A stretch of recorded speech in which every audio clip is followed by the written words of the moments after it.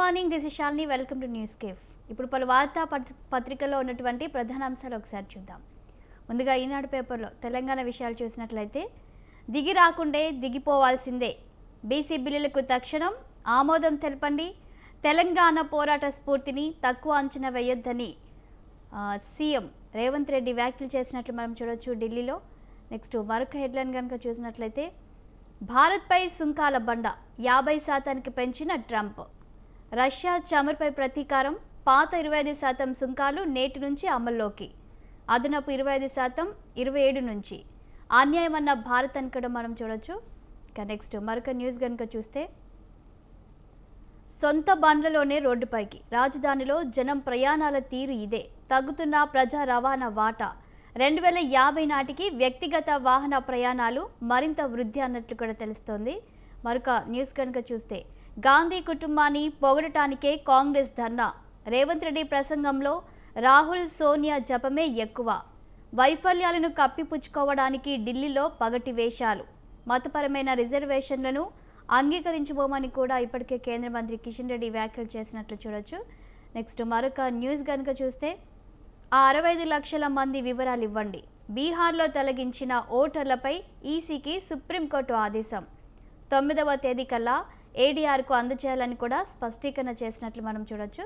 Next మరొక news కనుక చూస్తే, ప్రతికూల పరిస్థితుల్లో గాలింపు, ఉత్తరాఖండ్లో కొనసాగుతున్న అన్వేషణ, 2 మృతదేహాల వెలికితీత, గల్లంతైన వారిలో 11 మంది సైనిక సిబ్బంది ఉన్నట్లు తెలుస్తోంది. నెక్స్ట్ మరొక హెడ్లైన్ చూస్తే, దవాఖానాలకే కావాలి చికిత్స, శిథిలావస్థలో జిల్లా ప్రధాన ఆసుపత్రుల భవనాలు ఎలా ఉన్నాయో చిత్రంలో చూడొచ్చు. థియేటర్లు, వైద్యుల కొరతతో శస్త్రచికిత్సల్లో జాప్యం అని కూడా తెలుస్తోంది. నెక్స్ట్ మరొక న్యూస్ చూస్తే, ఉపాధ్యాయుల పదోన్నతులకు తాత్కాలిక బ్రేక్, సీనియారిటీ వివాదం నేపథ్యంలో హైకోర్టు స్టే విధించినట్లు కూడా మనం చూడొచ్చు. ముఖ్యమంత్రుల పేర్లతో పథకాలు దేశమంతటా ఉన్నాయి కదా, మద్రాసు హైకోర్టు ఆదేశాలను రద్దు చేస్తూ సుప్రీంకోర్టు వ్యాఖ్య, ఏఐఎండీఎంకే నేతకు 10 లక్షల రూపాయల జరిమానా విధించినట్లు కూడా తెలుస్తోంది. ఇక మరొక న్యూస్ కనుక చూస్తే, గోదావరి బేసిన్లో 4.72 లక్షల ఎకరాలకు నీటి విడుదల, ఉన్నత స్థాయి ఇంజనీర్ల కమిటీ నిర్ణయం అని కూడా చూస్తూ ఉన్నాము. నెక్స్ట్ మరొక న్యూస్ చూస్తే, తరలిన యంత్రాంగం ఊరికి ఉపకారం అని మరొక హెడ్లైన్ ఇక్కడ చూడొచ్చు.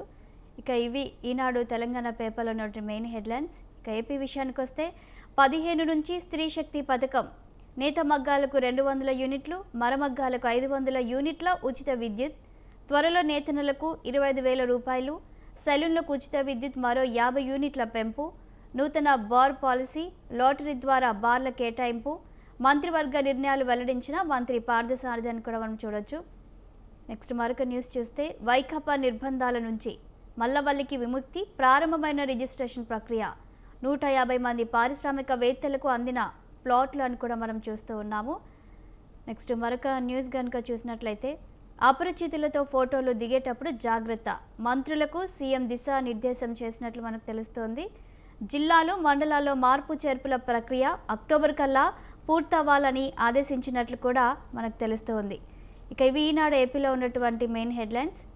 ఆంధ్రజ్యోతి పేపర్ కనుక చూసినట్లయితే, హైకోర్టులో ఏం జరుగుతుంది, సివిల్ కేసులో క్రిమినల్ విచారణను సమర్థిస్తారా, ఈ తరహా తీర్పులు బాహ్య ప్రభావాల వల్ల వస్తున్నాయా, లేక అవగాహనలేమితో అని ఆశ్చర్యం వేస్తుంది అని అలహాబాదు హైకోర్టు జడ్జి తీరుపై సుప్రీంకోర్టు ఆగ్రహం వ్యక్తం చేసినట్లు కూడా చూడొచ్చు. మరొక హెడ్లైన్ చూస్తే, 80 మంది శిశువుల విక్రయం, పిల్లలు లేని దంపతులతో సృష్టి చెలగాటం అని కూడా మనం చేస్తూ ఉన్నాము. నెక్స్ట్ ఇప్పుడేం చేద్దాం, కేసీఆర్తో హరీష్ రావు భేటీ, పవర్ పాయింట్ ప్రజెంటేషన్ ప్రభావం, ప్రభుత్వ ఆరోపణలు తిప్పికొట్టడంపై చర్చ, ఢిల్లీలో కాంగ్రెస్ ధర్నా అంశాలపైన కూడా చూస్తూ ఉన్నాము. ఆహ్వానిస్తే బీఆర్ఎస్ బీసీ సభకి వెళ్తా అని ఇప్పటివరకైతే పిలుపు రాలేదు అని ఎమ్మెల్సీ కవిత వ్యాఖ్యానించినట్లు చూడొచ్చు. మెడికల్ కాలేజీలపై జరిమానా విధించే అధికారం మీకుందా, కాలేజీ హెల్త్ యూనివర్సిటీకి హైకోర్టు ప్రశ్న, ఇటీవల చెల్మెడ కాలేజీలో హెల్త్ వర్సిటీ అధికారుల తనిఖీలు భారీగా లోపాలున్నట్లు గుర్తించినట్లు తెలుస్తోంది.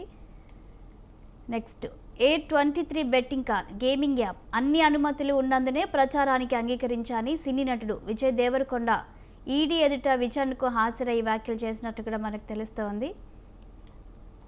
ఏసీబీకి చిక్కిన డీటీఓ 22,000 రూపాయలు లంచం తీసుకుంటుండగా జగిత్యాల డీటీఓ పట్టువేత. మరో 3 వారాల్లో పదవి విరమణ నేపథ్యంలో ఆయన ఏసీబీకి చిక్కినట్లు కూడా తెలుస్తోంది. ఇక ఇవి పలు వార్తాపత్రికలో ఉన్నటువంటి మెయిన్ హెడ్లైన్స్. ఇక పలు అంశాలపై విశ్లేషణ అందించడానికి విశ్లేషకులు డాక్టర్ పెంటపాటి పుల్లారావు గారు లైవ్లో ఉన్నారు. వారితో మాట్లాడి తెలుసుకుందాం. Good morning sir.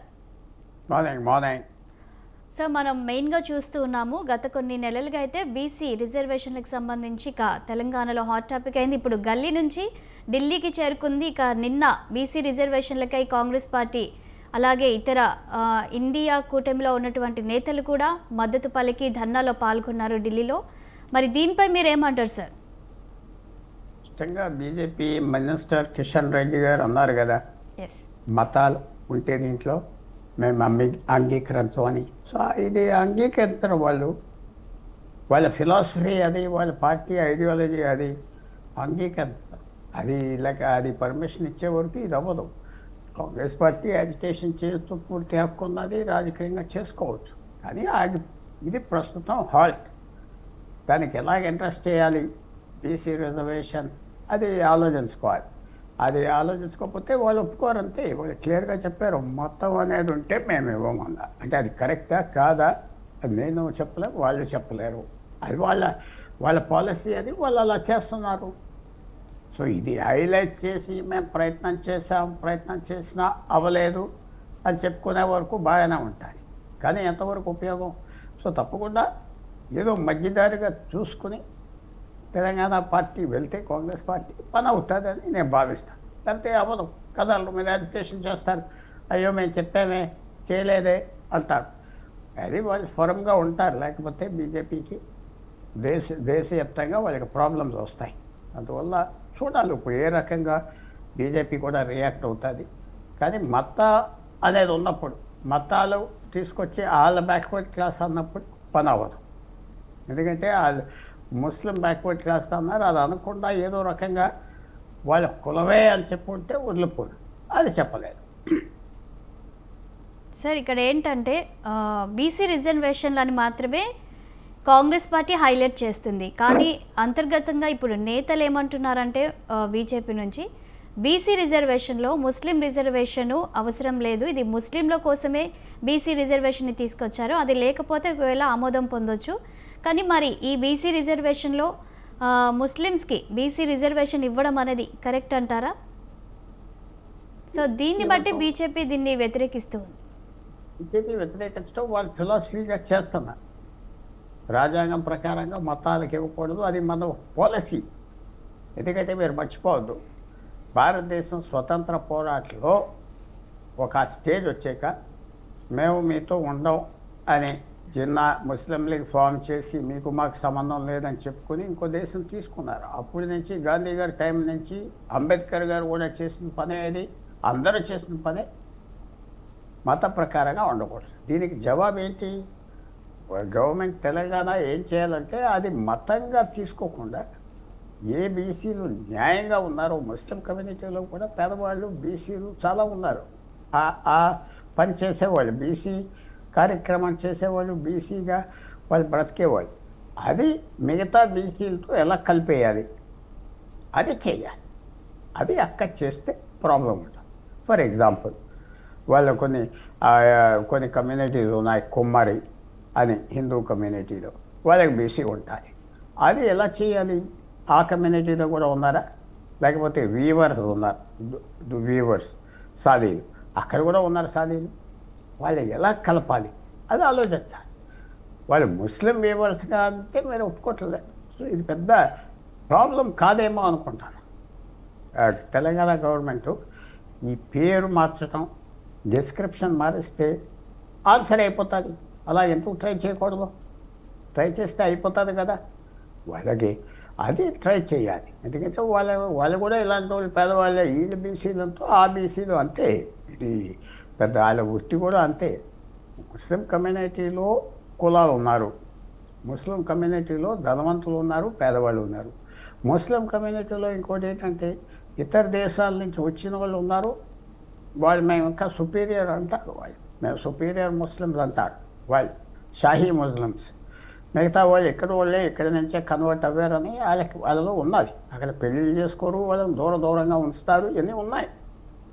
సో అదే తెలంగాణ గవర్నమెంట్ ఏం చేస్తే బాగుంటుందంటే ఆ కులాల్ని హిందువులు ఉన్న కులాలకి లింక్ పెడితే అయిపోయింది. మరి అది చేస్తే బాగుంటుంది కదా. దేశవ్యాప్తంగా ఉపయోగపడతారు. దేశవ్యాప్తంగా ఎవరైతే ముస్లిమ్స్గా ఉన్నారో బీసీస్గా గుర్తు చేసుకుంటున్నారో వాళ్ళకి ఉపయోగపడదు. అది ఆలోచించుకోవాలి. అంటే నేను చెప్పింది కరెక్ట్ అంటలేదు. అది ఎలా చేయాలి, అందరికీ అగ్రిమెంట్గా చేస్తే ఆ ప్రాబ్లం పోతుంది. ఎందుకంటే మన దేశం అంతా ఇప్పుడు ఏం చేస్తామంటే కొత్తది ఇది చాలక ఇంకా డివిజన్ తీసుకొచ్చి ఇంకా ఇలా చేసి ఇంకా అలా చేసి ఏదో రాజకీయం లాభం పొందో అన్ని పార్టీలు చేస్తాం. సో అది కేర్ఫుల్గా చేయాలని నాలాంటి వాళ్ళ అభిప్రాయం. లేకపోతే రాజ్యాంగమును దేశానికి చాలా ఇబ్బందులు వచ్చేస్తాయి. ప్రెషర్ అయిపోతుంది, స్ట్రెస్ అయిపోతుంది. ఎవరైతే దీనికి లభిస్తలేదో వాళ్ళకి కోపం వస్తుంది, స్ట్రెస్ వస్తుంది. ఒక శరీరానికి స్ట్రెస్ వస్తే ఎలా దెబ్బలు తగిలిపోతాయో అలా వస్తుంది. అది లేకుండా కేర్ఫుల్గా చేయాలి అని నా అభిప్రాయం. అది అలాగైతేనే అవుతుంది ఈ పని. లేకపోతే ఈ బిల్లు కాగితాల రూపంగా ఉంటుంది, ముందరికి వెళ్ళాం. రైట్ సార్, మరొక అంశాన్ని కనుక చూసినట్లయితే ఇక ఇప్పటికే ఉత్తరాఖండ్లో వరద ప్రళయంని మనం చూస్తూ ఉన్నాము. దాదాపుగా ఒక గ్రామమే కొట్టుకుపోయింది, రోడ్లన్నీ మూసిపోయాయి. అండ్ చాలా మృతదేహాలు ఇంకా వెలికి తీయలేదు. ఎంతమంది కొట్టుకుపోయారు, గల్లంతయ్యారనేది కూడా తెలీదు.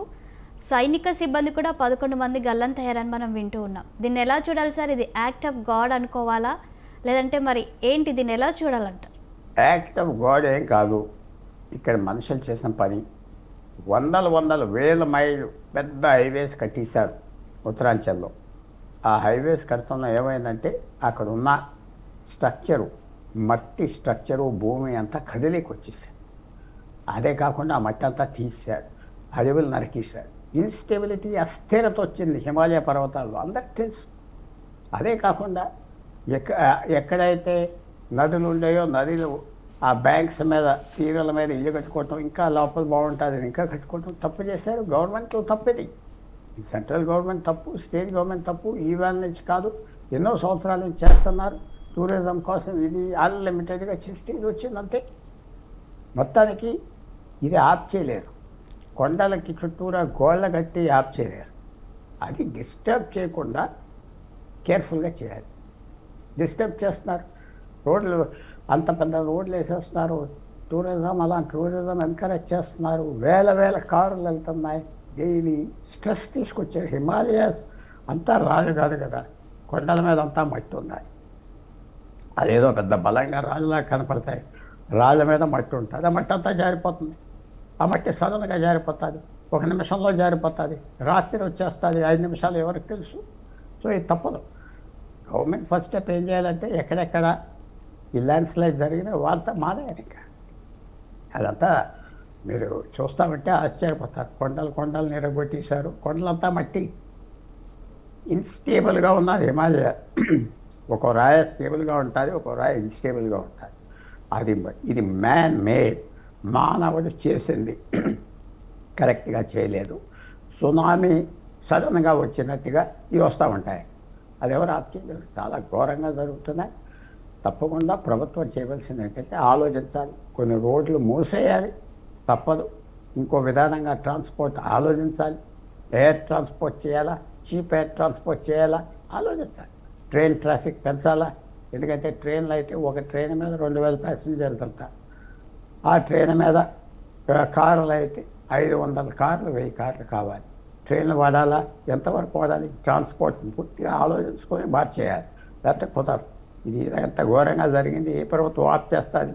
లేదా చూస్తూ ఉంటే 15 క్షణాల్లో ఊర్లు ఎగిరిపోయి ఆగలేకుండా వెళ్ళిపోయి అలాగే వస్తాయి. అది అన్ని చోట్ల ఇలాగే జరుగుతాయి. పూర్వం కూడా జరిగాయి. పూర్వం ఎంతో తెలియదంటే ఎవరు అక్కడ ఉండేవారు కాదు, జనం. సో ఇది తప్పకుండా మ్యాన్ మేడ్, మనుషులు చేసింది, ప్రభుత్వం చేసింది, కరప్ట్ ఫెలోస్ చేసింది. ఈ రోడ్లు కట్టేశారు. అంటే రోడ్లు వద్దండి అంటారు, రోడ్లు కావాలి, మన మిలిటరీకి కావాలి. ఇది ఏ రకంగా ట్రాన్స్పోర్ట్ చేస్తే రోడ్లు తక్కువ పడతారు, రోడ్ల ఎక్స్పాన్షన్ తక్కువ చేస్తారు ఆలోచించాలి. ఇది ఆ చేంజ్, ఆ టైం వచ్చింది, చేంజ్ తేవాలి.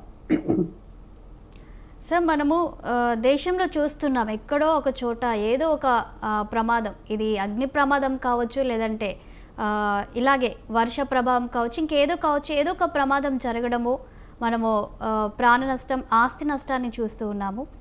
మరి అధికారులు ఇంకా ఎలాంటి చర్యలు, అంటే ఇప్పుడే ఇలాంటి పరిస్థితులు ఉంటే రేపు 2040 విజన్ని చూడాలంటే ఎలా ఉంటుందనుకోవచ్చు. ఇలాంటి ప్రమాదాలు కనుక ఆగాలి అంటే ప్రభుత్వాలు ఎలాంటి చర్యలు తీసుకుంటే బాగుంటుందంటారు? ఫస్ట్ ఆఫ్ ఆల్ ఇవన్నీ ప్రిడిక్ట్ చేయాలి. అంటే ఏమైనా ఎక్కడ జరగబోతుంది, మనం ఏం చేస్తున్నాం, డిజాస్టర్ అనేది ఎలాగవుతుంది అన్నిటికంటే ఇంపార్టెన్స్ ఇప్పుడు ఆర్టిఫిషియల్ ఇంటెలిజెన్స్ వచ్చింది కాబట్టి చాలా వరకు ఇవన్నీ ప్రిడిక్ట్ చేయగలం. ఎక్కడ జరగబోతుంది, ఏం చేయాలి, మనం ఏం తప్పులు చేసాం, అదే చేయటం లేదే. జరిగాక వెళ్తున్నారు, డిజాస్టర్ అంటున్నారు, శవాలు తవ్వుతున్నారు, 2 లక్షలు 3 లక్షలు మనిషికి ఇస్తున్నారు. దానివల్ల ఎంత ఖర్చు అయిపోతుంది దేశానికి?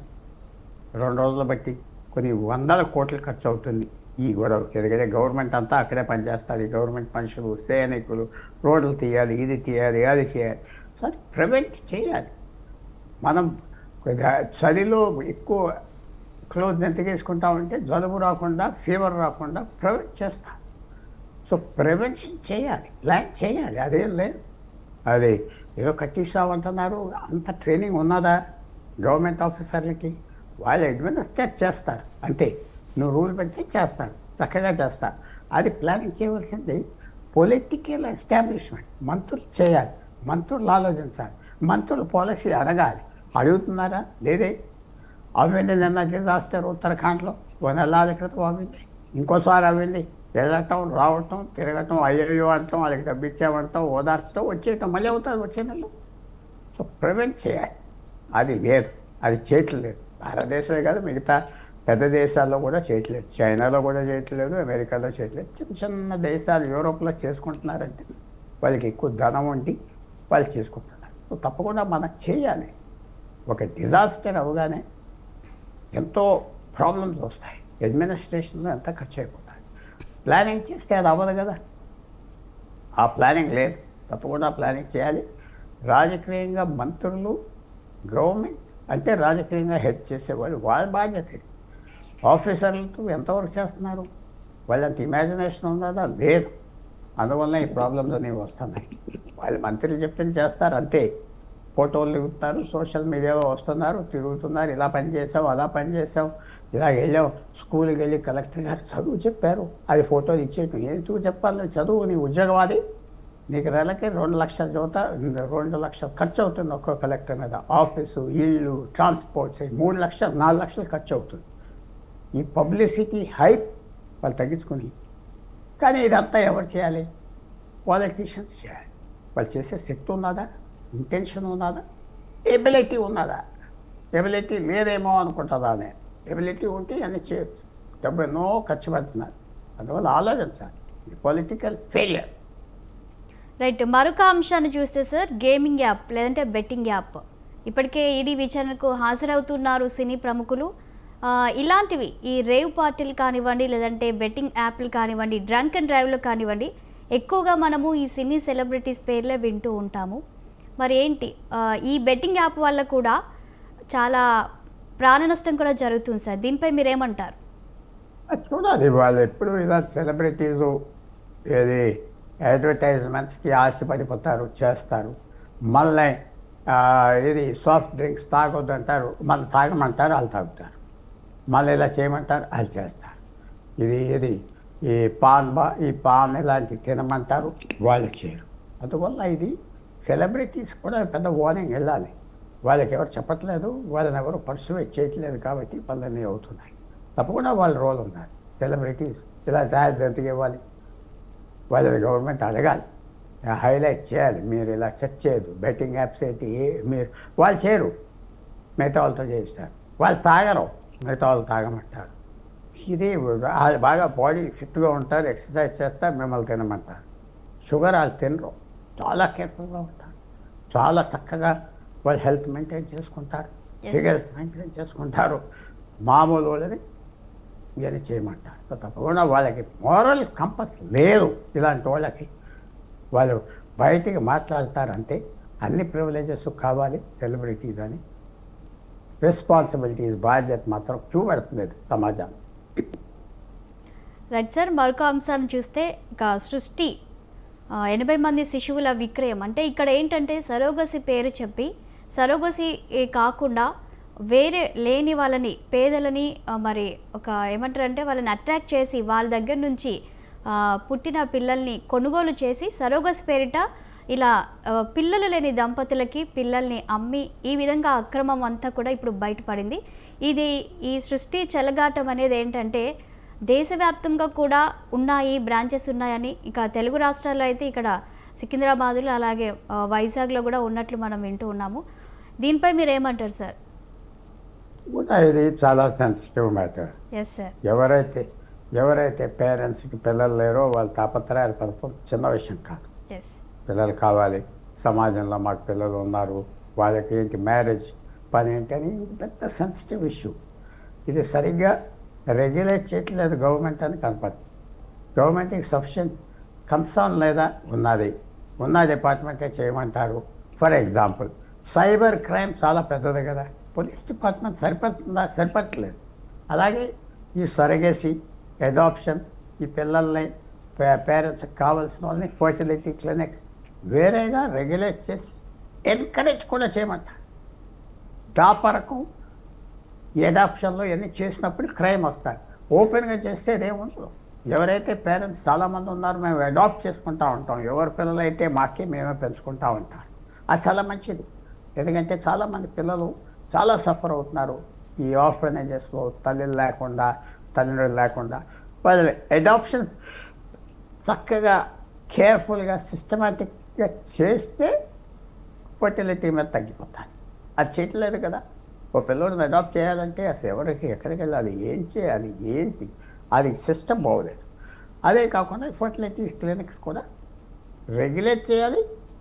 దీంట్లో ట్రాన్స్పరెన్సీ ఉండాలి. రహస్యంగా వచ్చారా, ఇదంతా రహస్యంగా అవుతుంది. ట్రాన్స్పరెన్సీ ఉంటే ఇవన్నీ తరపవు.